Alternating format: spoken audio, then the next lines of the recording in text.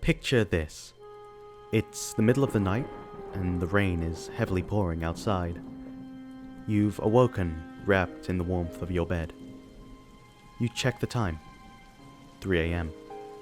You think to yourself, why am I awake? After a minute of pondering, you chalk it down to likely being a branch tapping on the window or a particularly loud roar of thunder.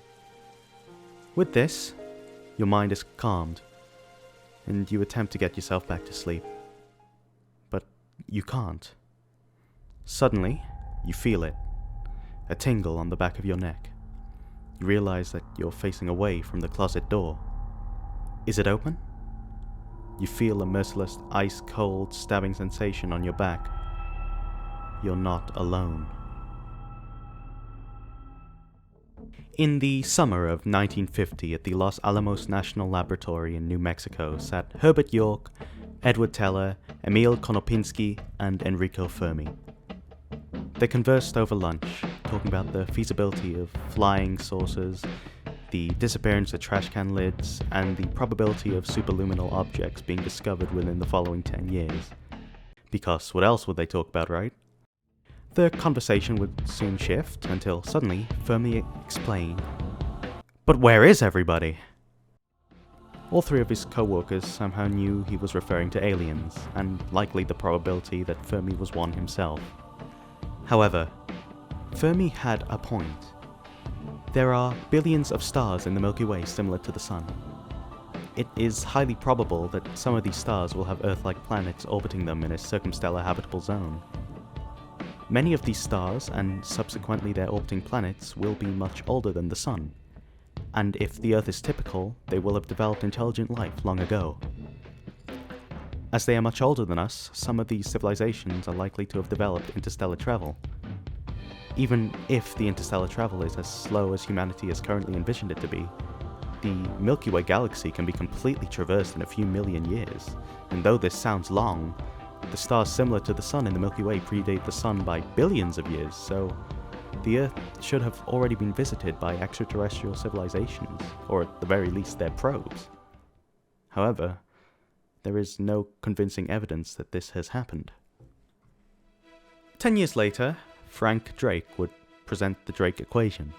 It states that the number of technologically advanced civilizations in the Milky Way galaxy is equal to the rate of formation of stars in the galaxy multiplied by the fraction of those stars with planetary systems multiplied by the number of planets with an environment suitable for life per solar system multiplied by the fraction of those suitable planets where intelligent life actually appears multiplied by the fraction of civilizations that reach the technological level whereby detectable signals may be dispatched multiplied by the length of time it takes for the civilizations to dispatch their signals.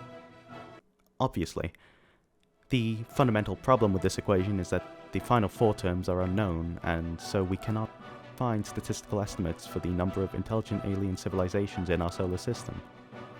However, the question remains, where are the aliens? There are various hypothetical explanations as to the reason we haven't found extraterrestrial life yet. Some believe that extraterrestrial life may be rare or non-existent.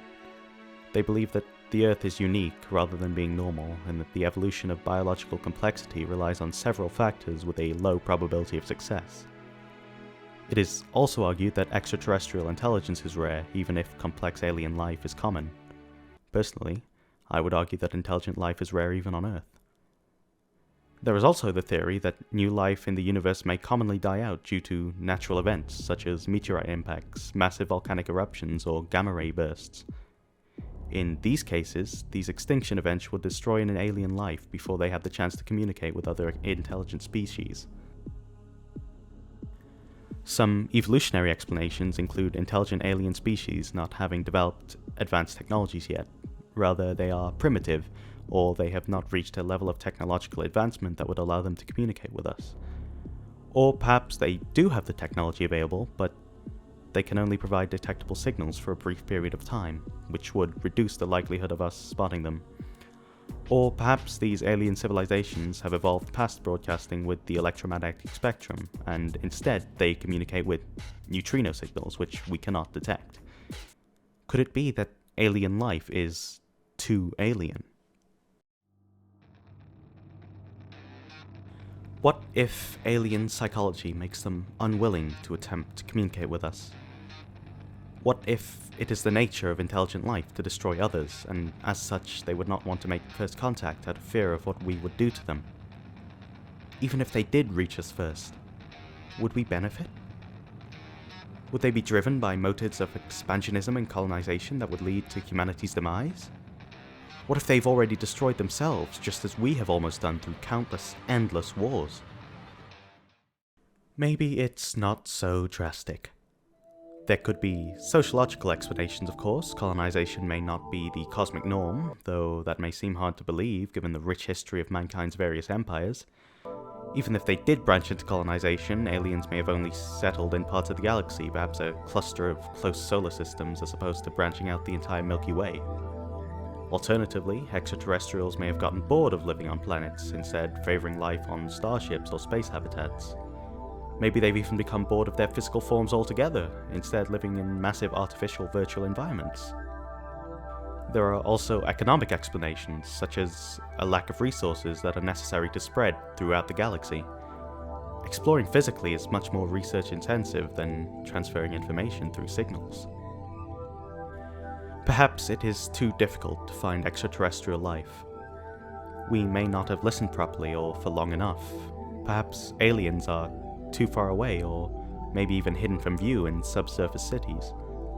Or maybe they could be avoiding us. What if we're an experiment? A zoo? Intelligent life is out there watching us, seeing us evolve and develop. Every advanced civilization has agreed to leave us isolated, solitary as an oyster. They're hearing our signals but not responding. Maybe the perceived universe as a whole is a simulated reality. They've manipulated the surrounding matter and placed us in an empty void alone at the edge of a universe.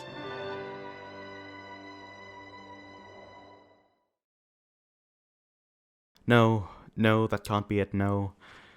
Perhaps there are several galactic civilizations that are eager for contact, and they have heard our signals. However, they are only listening, not transmitting.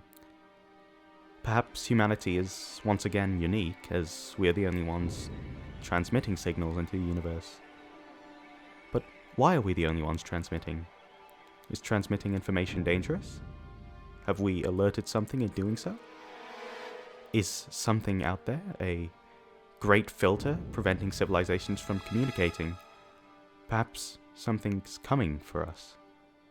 Or maybe they're already here, watching in your closet.